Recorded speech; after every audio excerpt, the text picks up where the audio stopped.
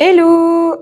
Je continue la phase de création de compte sur Software avec ma landing page de BeFree. Et là, je souhaite vous expliquer comment est-ce qu'on peut scinder des parcours utilisateurs. C'est-à-dire, Software permet d'avoir plusieurs visibilités sur les blocs. On peut rendre visibles certains blocs à certaines personnes en fonction de conditions qu'on aura déterminées. Donc, les conditions de base que propose Software, si c'est la personne, elle est loguée, donc si elle a renseigné un identifiant et un mot de passe et qu'elle s'est connectée sur votre portail web, ou le contraire, si elle ne s'est pas connectée. Ça, c'est les deux de base que propose Software. Donc moi, je souhaitais jouer avec ça justement pour donner une page d'accueil différente aux personnes qui sont loguées des personnes qui ne sont pas loguées.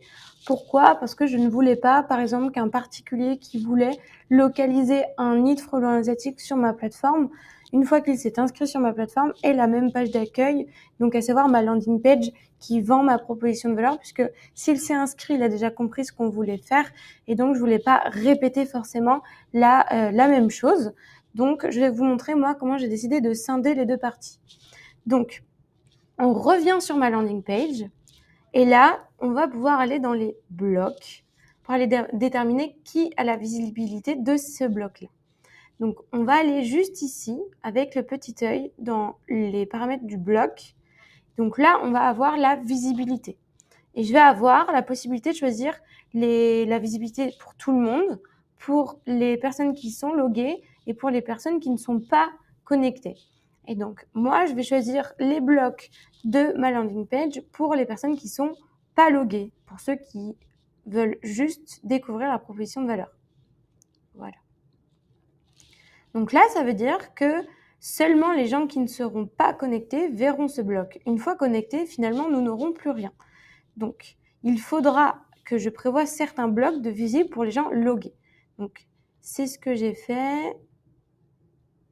En aparté, j'ai construit les blocs. J'ai construit un bloc notamment qui va permettre de comprendre comment est-ce qu'on reconnaît un nid en fonction de la saison et quelle est l'action à appliquer en fonction de cette saison. Parce qu'effectivement, les nids de frelons asiatiques, pour votre petite connaissance personnelle, on n'est pas obligé de les détruire tout le temps. Effectivement, en hiver, ils vont être vidés. Donc finalement, ça va être à ce moment-là qu'ils vont être le plus visibles, puisque un nid dans un arbre qui n'a plus de feuilles sera plus visible. En plus, le nid en hiver sera le plus gros, mais malheureusement, il sera vide puisque la reine aura migré sous la terre pour hiverner et donc il n'aura pas de plus-value à détruire ce nid.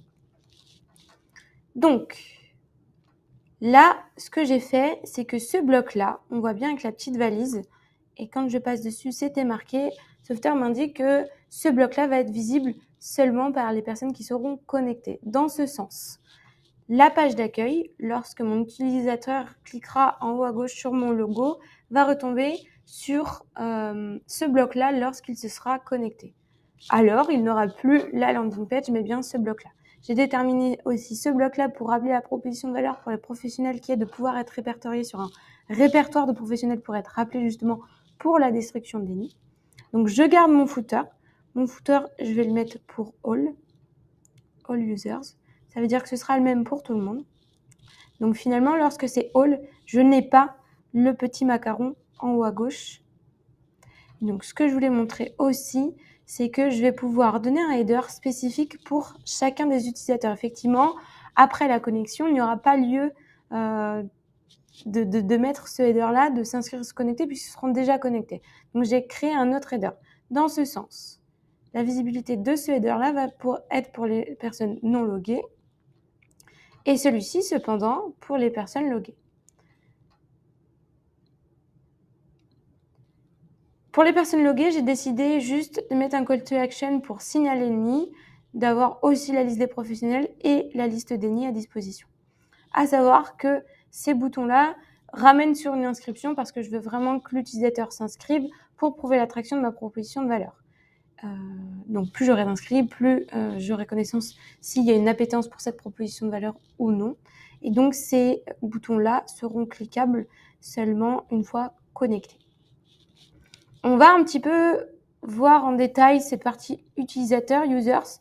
Non, c'est pas là. C'est user group and permission. Hop, dans le user group. Si, en fait, là, on voit bien que le seul groupe qui va exister pour moi, c'est le login. Mais si je veux déterminer d'autres conditions pour créer un groupe, par exemple, j'aurais pu distinguer les professionnels de désinsectisation et les particuliers lors de l'inscription et déterminer cette condition comme une vue.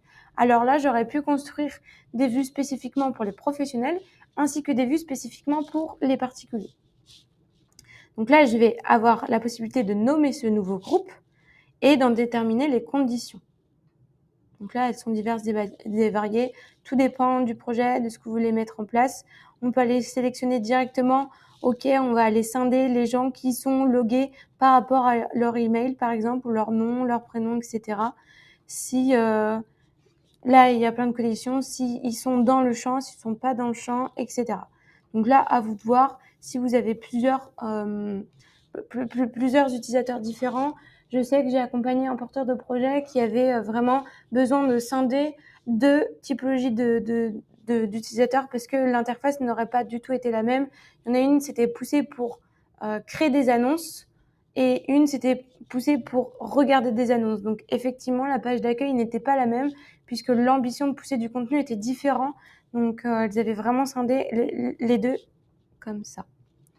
Donc en tout cas, voilà pour la partie scinder les blocs pour les différents utilisateurs. Vous pouvez faire ça sur toutes les pages, c'est pas que sur la home page. Par contre, la modification du header et du footer ne se feront essentiellement que sur la home page. On ne pourra pas aller modifier, par exemple, sur l'inscription, mon header ici, sur la home page. Donc même pour la visibilité, ce sera sur la home page. En parlant de ce header, on va revenir dans le header qui est disponible pour les personnes qui sont loguées. Donc le fait d'être connecté va pouvoir aussi donner envie de se déconnecter à notre utilisateur. Donc pour lui permettre cette déconnexion justement dans le header, on va aller activer ce bouton-là, Show User Profile. Comme ça, on peut lui proposer de se déconnecter. Donc l'action Sign Out qui est directement proposée par Software. Donc là, ce sera l'icône dont disposera l'utilisateur lorsqu'il va cliquer finalement sur sa petite bulle à lui, va s'afficher un menu avec différentes actions. Là, on a l'action de se déconnecter qui nous est proposée et une autre qui nous est aussi proposée. Donc là, on va pouvoir aussi mettre en place une page sur les informations du profil de l'utilisateur, notamment s'il veut modifier son adresse mail, par exemple, son nom, son prénom ou encore son mot de passe directement lorsqu'il est logué. Donc là, le sign out est déjà mis en place. Et donc là, on va pouvoir mettre mes informations, par exemple. Et donc là, je crois qu'on n'a pas de page de fait. Donc on va aller créer une page qui s'appelle Mon compte. Cette page Mon compte, justement, va être cette page qui nous permettra de changer nos informations en tant qu'utilisateur. Si on veut changer d'icône, on peut aller en chercher depuis son ordinateur ou bien aller dans toute la catégorie des icônes qui est ma foi assez diverses et variées. Donc je vais essayer de taper un mot-clé pour avoir ce que je veux. J'aimerais bien avoir un petit bonhomme. Bon, après, libre à vous de choisir, peu importe l'icône voulue. Le mieux étant d'avoir quand même une cohérence graphique entre l'action et le visuel pour supposer assez simplement ce qu'on est censé faire en cliquant sur ce bouton-là. Donc là, typiquement, je vais mettre un petit bonhomme comme ceci. Ça va nous permettre de comprendre qu'on va aller modifier ses propres informations. Et donc là, je vais vous montrer comment est-ce qu'on va mettre en place le bloc Mon compte sur la page Mon compte. Donc là, on peut voir, la petite bulle nous suit pour le header qui a été mis à jour pour les personnes qui sont loguées. Petit plus, je vais dans le champ dynamique, je vais dans User Accounts et je vais aller chercher le bloc User Profile qui va nous permettre d'avoir justement cette possibilité de changer les informations. Donc là, on est dans un champ dynamique puisque comme on est logué, Software va repérer qui est logué. Donc là, il nous propose plusieurs choses. Donc changer le nom. C'est déjà connecté au nom. C'est déjà connecté, j'ai l'impression, à l'email, effectivement. Il nous propose de mettre une image qui sera notre avatar dans ce petit rond là, dans ce petit visuel là, justement. Moi, j'avais aussi un champ prénom que je vais rajouter du coup.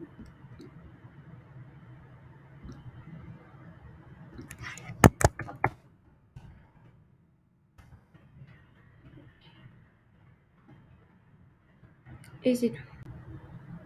Dans ce bloc-là, du coup, il n'y a pas grand-chose à faire à part changer un petit peu de design, puisque du coup, les actions sont prédéfinies par Software. Vous ne pourrez pas les changer pour le fait de mettre à jour son profil et le fait de changer son mot de passe. Maintenant, ce que je vais vous montrer, c'est ce que ça donne en ligne.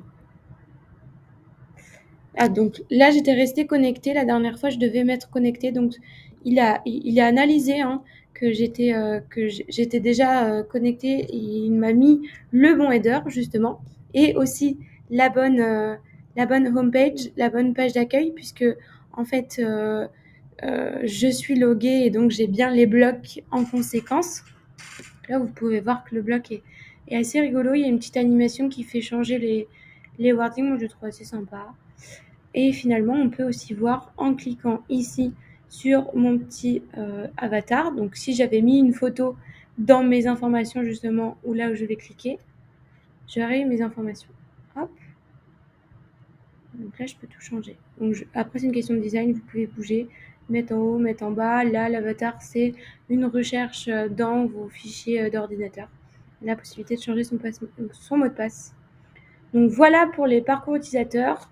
C'est de manière assez exhaustive ce qu'on peut faire. Et encore, il y a encore beaucoup de possibilités. Mais déjà, c'est un grand panel de ce qu'on peut faire. Moi, j'aurais pu aller pousser beaucoup plus loin. Mais par souci aussi de simplicité, je voulais pas avoir un parcours utilisateur trop compliqué. En effet, plus vous allez scinder tel parcours avec tel utilisateur, plus ça va être compliqué déjà, puisque vous allez devoir gérer justement ces vues de blocs là. Et moi, j'ai tendance à dire plus c'est simple et mieux c'est des fois.